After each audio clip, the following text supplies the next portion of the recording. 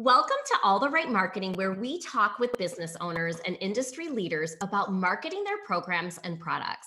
Our guests share tips that can help anyone who loves books, whether you're a librarian, bookseller, author, or publisher. The truth of the matter here is that the advice coming out of these conversations are for creative marketing across many different industries. So today I have my friend here, Ms. Delahoz. Am I saying your last name correctly, Marylin? Delahoz, yes, Delahoz. Delahoz. She is a passionate woman about supporting others and building a business they love. As a mom of two spicy young ladies and a wife to a handy executive, she has become a pro at coordinating chaos. Oh, I think I might have seen a shirt that you worn once that said something along those lines. Her That's journey very likely. Yeah, her journey as an entrepreneur started at a very young age as a Girl Scout.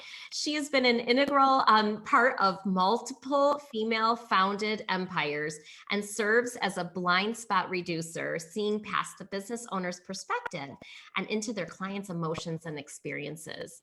She loves to bring clarity to business owners by helping them gain confidence and direction. Welcome, my friend. Thank you so much for having me. I'm so excited that you're doing this podcast. Oh, and that is such a fun intro. I love the chaos coordinator because isn't that the truth? Yeah, and it leads so much into like the business side of life where if you can manage kiddos and, everything that has to do with a household, you can run a business. You can Totally definitely can. do. You totally can. So you started out way back in the day as a Girl Scout, which I love. I'm hearing, hold on, pause. I'm hearing a clicking. Do you hear that clicking? Okay. I don't. It's gone. Okay. So you started off as a Girl Scout, but let's talk about something kind of crazy you did when you were about 8 months pregnant with your first child. What was happening at that time?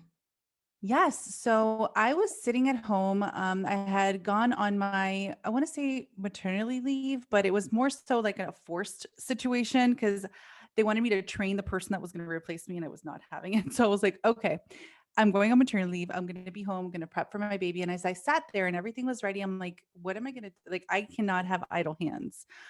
So I started making invitations. I was a big scrapbooker.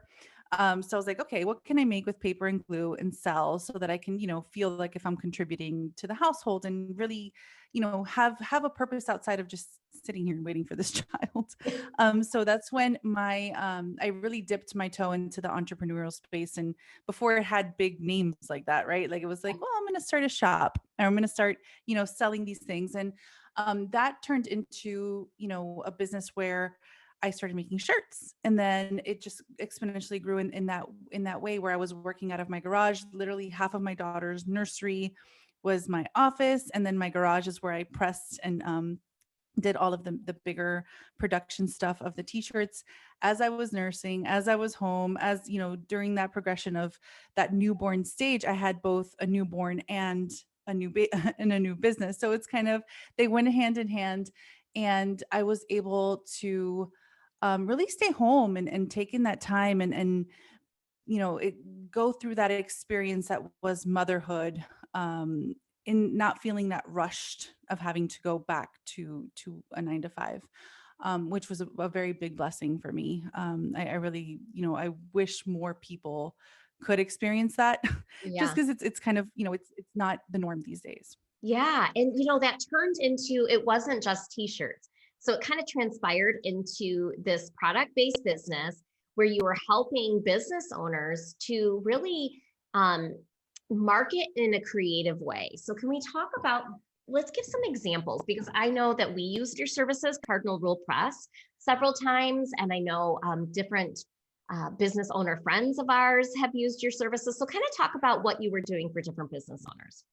Yeah, so that was really, the shirts was like the gateway, right? The shirts is what got me in, and it was the easy product, so that most people needed shirts, especially like what you said with Cardinal Rule Press and different solopreneurs that we have in common.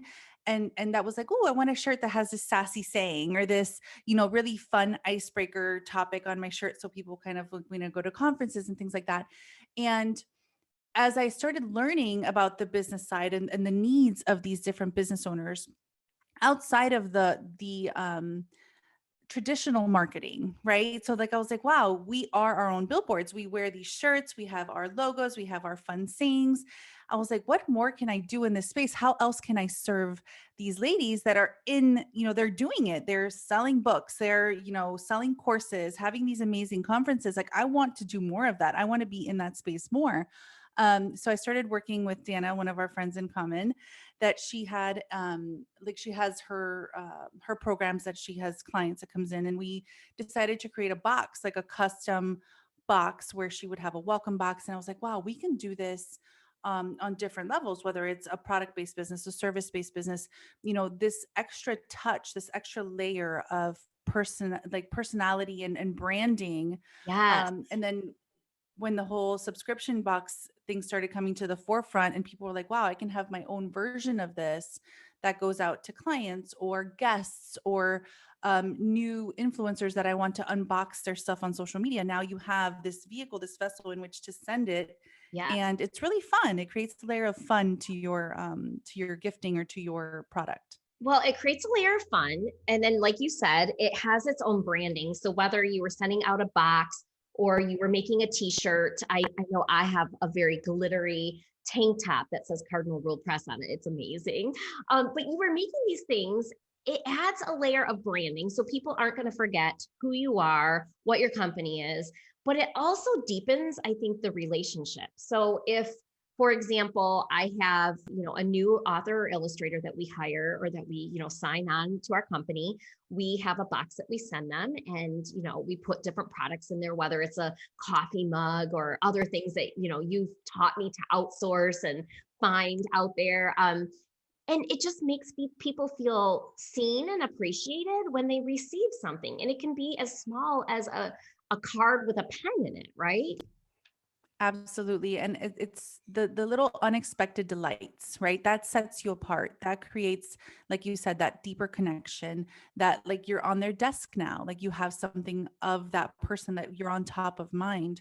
So if, it doesn't matter what type of business you have or what type of service you have, having them think of you first when they're in that space. So like the authors or the teachers that need a new book set for their, their classroom or whatever the case is, having that collateral, having those little gifts and things all around, really help keep you in the forefront of their mind. It does. And you have your own podcast, and I was a guest on your podcast a couple of weeks ago, and you were talking about the know, like, and trust factor. And I think it also really helps with that sales journey of, okay, this is a client who doesn't know you and you've just networked, you've just met, let's say at a conference. Okay, how do you get them to know, like, and trust you? And this is just another layer, like you said, into really, giving that branding and that personal touch. So I love that. Yeah.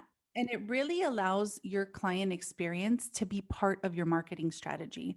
So it's twofold. It doesn't Ooh, only create that know, like, and trust, like you mentioned, or that delight or that little warm and fuzzy inside because they got something in the mailbox, but it also creates another avenue for marketing because that person is probably likely going to post and tag you on social media, or they're probably going to share with a friend or with a group, oh my goodness, look at what I got from this amazing company. And it's going to be more than just one or the other. It can be multiple things. yeah, I'm actually thinking about a mailer that you created for us, and it has our characters on it. And so when we send books out, they get it in this beautiful, mailer. So you're right. You don't even have to ask them to share it, but most people are inclined to because it's so personal and, pretty. The aesthetics of Absolutely. And it, I the think, aesthetics. yeah, and I think that's something that you did that was so genius. Back, I think it was Cookie and Milk when that was released, that you did the box and that influencer marketing thing. I think it's so powerful because you could just send like the book itself and all the stuff Yeah. inside and all of that is enough, right? That's what they're expecting. But when they receive that extra little Mhm. elevation of that branding, that box, people will keep that box. People will keep it up in the back of their classroom. They will keep it up in a space so that others can see. So it's really exciting when people keep your box. Exactly. And people have kept that box. I've seen it. So let's talk a little bit. This was a business that you did for how long? How long would you say you were, I running? would say I was running with Love Studio for about 4 years. I'm going to say Okay. 4 years solid, from when it was like t-shirts and then it transitioned into the boxes and all that stuff. And then I made another pivot. You did. And now um, business owners are coming to you for something else. So let's talk about that. Yeah, so I really found myself, like I said, I wanted to do more. I wanted to be in other businesses more. And I would come in initially as a client experience expert and help them figure out their customer journey. And we would incorporate the products and incorporate the boxes.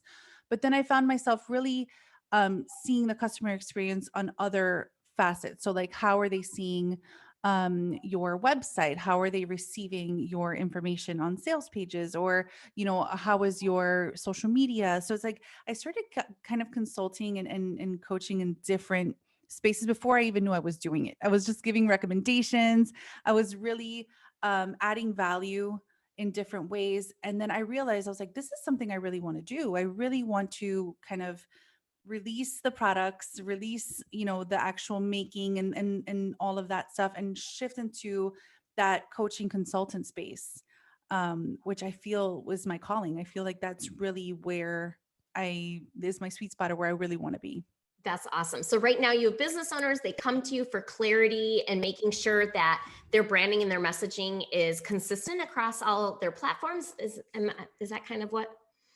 For the most part, yeah, it's not so much branding, although it has a bit to do with it. Like where we're kind of like seeing that their messaging is reflected on how they're putting themselves out there into the world. But a lot of times, people come find me when they're stuck, right? Either they have too many ideas or not enough ideas. There's never that in between. Like they're either overwhelmed by all of the ideas and all of the things they want to do, and they don't know where to start. So I really help facilitate that action. I help um, people really find, okay, what is it that you really want to do? Or what are the things that you feel you have to do, right? We Mm. decipher what those things are and put them in separate buckets and say, okay, let's start in the want category, and figure out what are revenue generating tasks for versus what are the things that, we should be doing, but we don't really have time to do. So like, what are the things that are going to help you move the needle forward?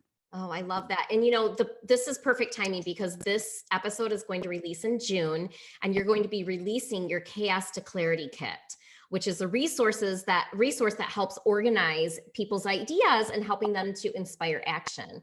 So where could they find out more? Where do you think people could go if they want to, go from chaos to clarity with you?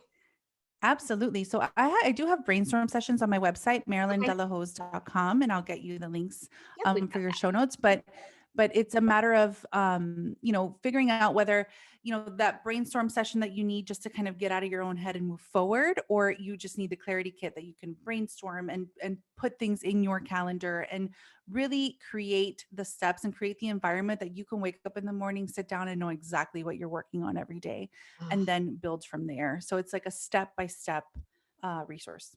that is awesome. So today we talked a lot about really taking marketing to the next level and making sure that people are remembering you and your company and your brand, adding that personal touch. But we also talked about how you can find clarity in working with others, because I think oftentimes, like you said, we're either overwhelmed or in a sense underwhelmed and just not knowing which task to start with, which personally, I'm always going to the action items that are not revenue generators. I could spend all day on doing things that do not generate revenue. But there's bills to pay. So you definitely need a balance in that. So ladies and gentlemen, you can find out more. We will put information in the show notes, but Marylin, thank you so much for coming on today and sharing your journey with us.